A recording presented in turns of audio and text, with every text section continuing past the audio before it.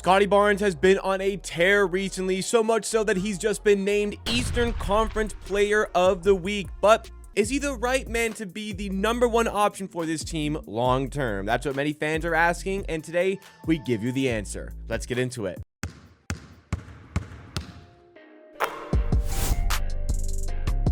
This is Amateur Sports, the YouTube channel dedicated to Toronto Raptors content and videos like this and live streams on the channel. Drop a like if you do enjoy this one along the way. Make sure you subscribe for more Raptors content, especially in the trade season heating up right before the trade deadline. You should hit that notification bell so you never miss out on anything that is dropping on this channel. And today we're discussing the Scottie Barnes Eastern Conference Player of the Week nod because he's been so good recently, and it's been the catalyst behind this incredible run that the Raptors are on. They have won 6 of their last 7 games. They have won 4 games in a row, the first time since February of 2023 that this team has won 4 games in a row. He has been spectacular in this stretch, and overall, I mean, the Raptors have just improved immensely over this run of games. Now, it also has come along with the schedule being a little bit easier as of late. No questions about that. There's obviously like that fantastic win against the Boston Celtics, which we will treasure. And there's conversations that will certainly be going on about whether or not this is good for the team,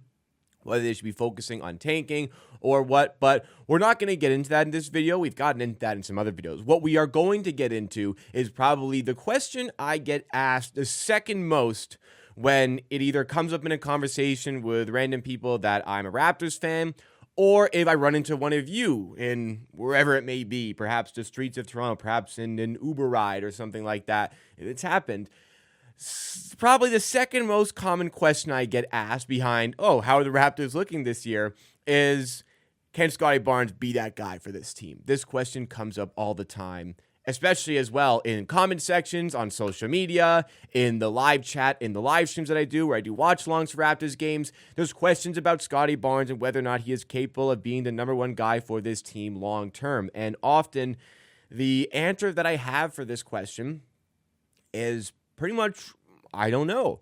Like, we don't really need to rush into a conclusion for this one here with Scottie Barnes. After all, the player is 23 years old. Last season, he was a 22-year-old all-star. Like, this is such a fantastic player that the Toronto Raptors currently have at their disposal, and we know, like, it's been made abundantly clear that this is a rebuild year. That was made clear by Masai Ujiri, that was made clear by Darko Rajakovic, and that was made pretty clear by the horrific record the Raptors had to start this season. This is a rebuild year, so why are we so focused and worried about Scottie Barnes and whether or not he can be the #1 guy for the team long term? What this season was supposed to give us an insight towards for Scottie Barnes was how does it look when he is in that role? Because last season, yes, you know, we traded away Siakam midseason. We traded away OG Anunoby a little bit before that. That gave Scottie Barnes a much bigger role, but the team was seriously tanking at that point. Barnes was out with injuries at certain points as well, missed a bunch of last season after being named an all-star. So we didn't really get the full focus on Scottie Barnes being that #1 guy for the team. This season, especially now that Barnes has been healthy and has had an extended run on the court and is now getting more of an extended run on the court with a much healthier Raptors team around him. Still, Emmanuel quickly been injured, but a much healthier team around him at this point in the season. And we're really starting to see what he can do. And again, showcased by that Eastern Conference Player of the Week award. So from the season so far, there's certainly been some things that have improved. There's been some things that definitely have not improved. But overall, like, especially coming to the season, like, why are we in such a rush here? Like, we're not a contender. Let's see what this 22-year-old all-star can do when provided the tools to be that #1 option and see how it looks. And why not put him in that role so he can learn and develop himself into that role? And along the way, learning this new role, playing like different roles on a night-to-night basis. Sometimes he's the point guard. Sometimes he's the forward. Sometimes he's the point forward. Sometimes he's like playing as a small ball 5. Like, there's all these different roles that Scottie Barnes has for this team.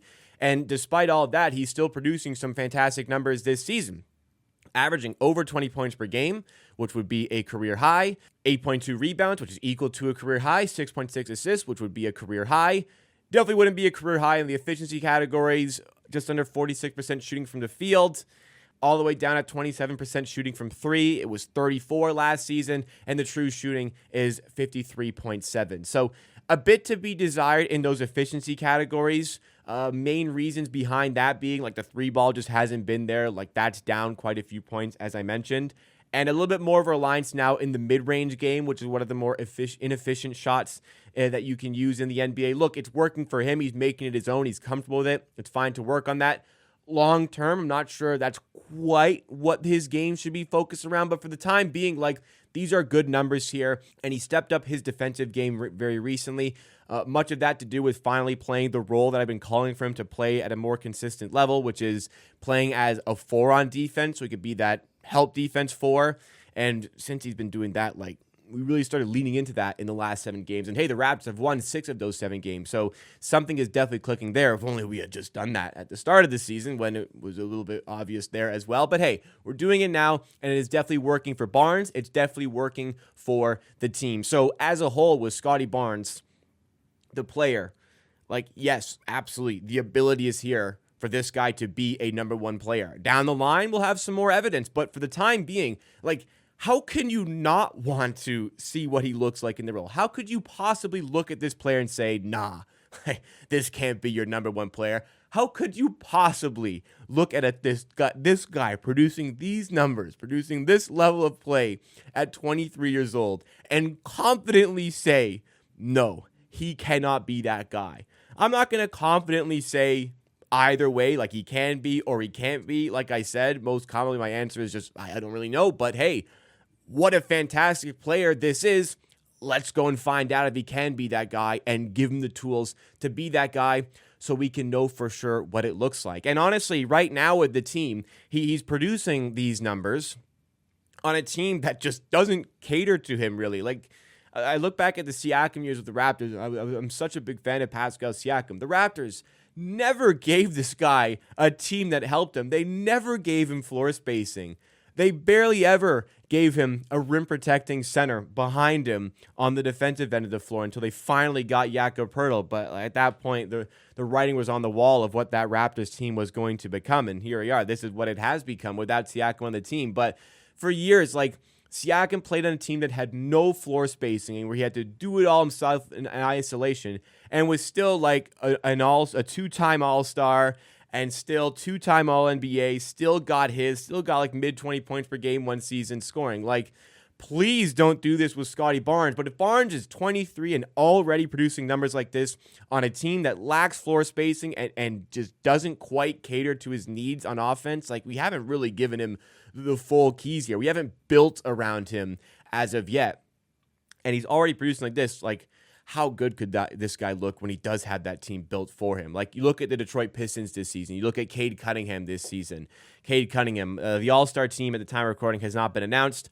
I very much suspect Cade Cunningham will be an All-Star this year. I would have made a big case that either he or LaMelo Ball should have been a starter in the All-Star team instead of Jalen Brunson. But the big thing that's changed for Cade Cunningham this season, the Pistons added shooting in the offseason. They added floor spacing in the offseason. So finally, Cade Cunningham has more space to play his game. Oh my goodness, if the Raptors ever figure that out and get shooting around Scottie Barnes, imagine like how much better these statistics can even look. So instead of having to rely on Barnes shooting 7, 8, 9 3-point attempts per game, now he doesn't have to worry as much about the floor spacing. He can worry about playing his game. So to answer, like I said in the intro, I will have the answer here. Mostly my answer is still, I don't know, but Barnes is way too good to not see what it's like as a lead option for the team. And though there's been some learning curves, a learning curve that's gone on with the player this season, and sure, some of the statistics are down, like when he is locked in and he is playing like this, how could you not think this could be the first option for the team going forward? And looking at the thumbnail, leadership question mark, what's been big about this stretch of 7 or so games is his demeanor. He is setting the tone and setting the culture on the defensive end of the floor. That is infectious. It rubs off on everyone. You know, it's easy to say, you know, sitting in an office chair in a random Toronto apartment that, like, that demeanor, that attitude, that leadership needs to be there every game, because when you can't quite control your performances, like Barnes was pretty inefficient in the win against the Pelicans despite playing pretty well, you can't control always your performance. you can always control your effort, attitude, and demeanor. Again, easy to say that from here, but like it's very obvious that's infectious to the rest of the team. So if he can continue to provide that consistently and continue to grow with his level of play, yeah, I feel really good about this guy being the centerpiece of this team. It's on the Raptors with, trade deadline about a week away, with the draft in the offseason.